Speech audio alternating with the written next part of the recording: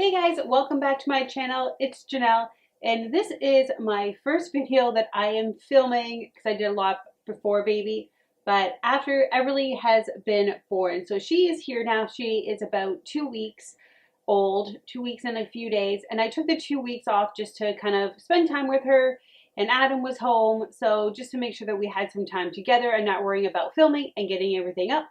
So this is the first video I am filming after she's been born.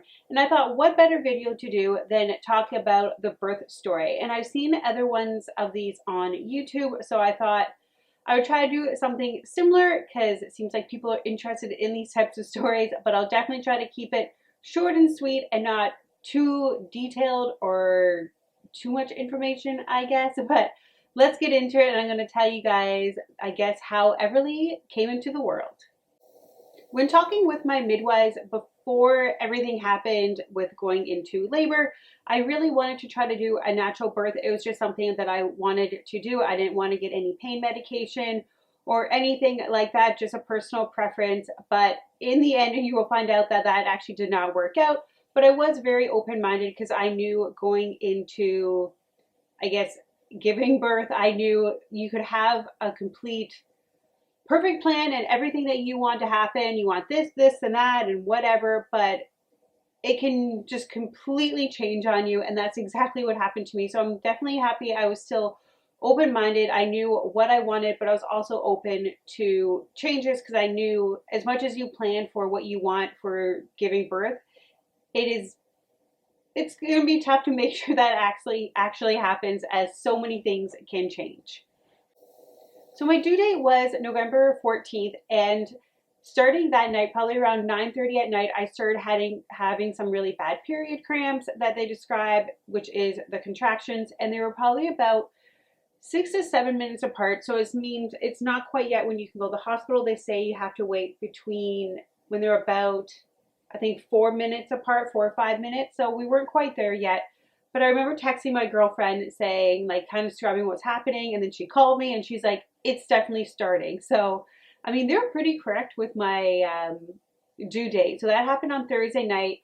Definitely did not sleep all of Thursday night. It was impossible. I even just sat in this chair, sitting up, just like rocking, and then every 7 minutes, it was like clockwork, just got up and had to like lean against something or do something because I had all the pain here. And like I said, I had back labor, which was not fun. I'm not gonna lie, it wasn't ideal, but I had that. So that was all Thursday night, and I called my midwife Thursday night saying what was happening, and she said, okay, well, like, just like take a bath, take some Gravol, things like that, just to kind of stay home as long as possible.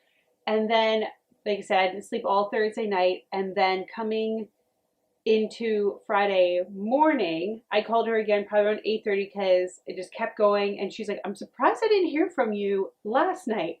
So I called her probably around 8:30, and then she came over, which is why I absolutely love midwives. I'm not one of those people who like to give a lot of opinions with giving birth or any option like that, but I loved having midwives. I think they are the greatest thing in the entire world and should be paid like $1 million.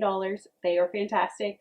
So she came over here and just sat with me and helped kind of get through the pain and the contractions with like lifting my leg up on a bunch of pillows. So that was probably for, I think, an hour and a half or so. And then from there, my water broke when I was home. And it actually just felt like, I don't know if anyone else experienced this, but it actually just felt like a balloon popping. Like, it just felt like that. It was the weirdest feeling in the entire world. But so that happened, and then when we're running a little bit, when the midwife first came and to the house, she checked how far I was dilated, and I was about 4 centimeters. So then, like I said, about an hour and a half later, my water broke, and then she's like, okay, we should probably like get to the hospital and just get there and start the process, I guess, start getting ready to push and do everything, or wait till you get 10 centimeters when you're dilated. But then, so it would probably took me about like 45 minutes to like get my butt from up here, like the upstairs area, downstairs, and out the door and everything, just with all the contractions and everything happening and the back labor. It was just so, it was painful, I'm not gonna lie. But so that took me a while to get there. And I remember getting in the car, Adam was driving, and then our midwife was following. And it felt like one of those movies where like I'm literally like holding on to the top of my car, screaming at Adam just to like get to the hospital. It was just getting more and more intense so quickly. And then, long story short, we get to the hospital, check in, do whatever, get to the room. My midwife checks me again, and I'm 10 centimeters. So it went from like 4 to 10 probably in about 2 hours, just like escalated so quickly. So I could not believe that even happened. Even my midwife was like, I can't believe you were 10 centimeters per time we got there. Like it was just really fast. From there, like I mentioned at the beginning of this video, I really did not want to do any pain medication. I was trying to have a natural birth, and once being like 10 centimeters dilated, once I got there, I was like, okay, I've done it this far. Like I just need a push, and then like she'll be here, and then it's done. Like I am so close to doing this. So like I just kept like pumping myself up, and just kept telling myself, 30 seconds, you can do anything for 30 seconds. Even my midwife kept saying that because the contractions last about that long, then it kind of like dies down and then it'll come back.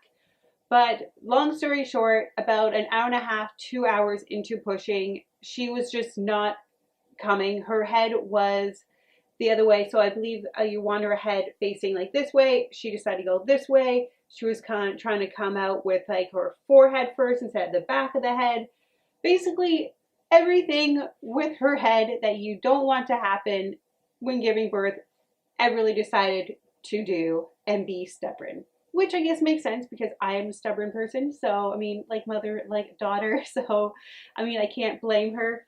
But she was in the right position. Like she was head down, just she wouldn't flip over. So there was not much we could really do. The OB was called in after all the pushing and just realizing that she wasn't just going to come out naturally. So they ended up saying that we had to do a C-section, and I remember instantly just being like, no, I don't want to do it.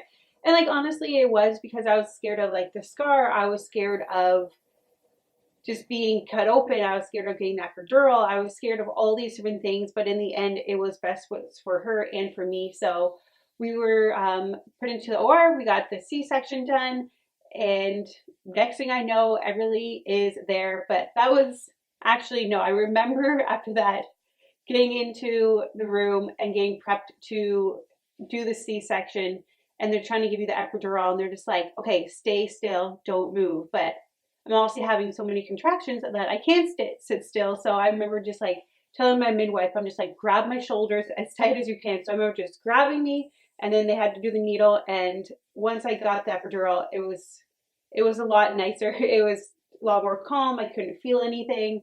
So, and the next thing I know, you hear the baby screaming, you hear Everly screaming, and I just start crying. I'm probably going to start crying now. And it was just like one of the most emotional things in the entire world, and like the longest process ever, but like one of the greatest, craziest moments of my life. And it's like she knows I'm talking about her. She is waking up right now. So I'm going to go get her, and then I'll finish the story.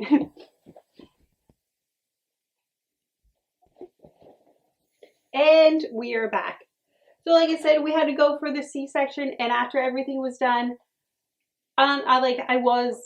it is like shocking when you have to like change your plan, like I mentioned, but in the end, it all worked out, and I am so happy for all the doctors and my midwives and everyone that helped just get me through the whole process. It was definitely one of the most emotional and craziest, longest days of my life. I don't think I slept for about 48 hours after. It was tough, but I mean, it is so worth it when you just have this little guy. We're just little good. It's so worth it in the end. She is just perfect, and I am just like badly in love with her. But regarding the C-section, I know a lot of people have questions with that. Like I said, I was scared to have one, just I didn't know the whole recovery process of it. And I'm not gonna lie, for the first like 3-4 days, it was really tough, just like trying to take care of her and getting in and out of bed and trying to nurse and move with her. It is tough because you're so sore and you can't move the same that you did before. It's almost like worse than being the 40 weeks pregnant, because like that's hard to roll and stuff. But then when you have like the C-section, it's just, you have the pain. But I mean, definitely some what is it, the Tylenol and stuff definitely helped with an ibuprofen. So, I mean, that helped to get through it. And definitely having Adam home for the 2 weeks helped for, especially the first few days to get things done. They can't help too much with the baby, unfortunately, because, I mean, we got the boobs, we got the food. So, I mean, it's not much they can do with that, but definitely help with like cooking, cleaning, and just making sure everything was done in the house. That was the birth story basically in a nutshell.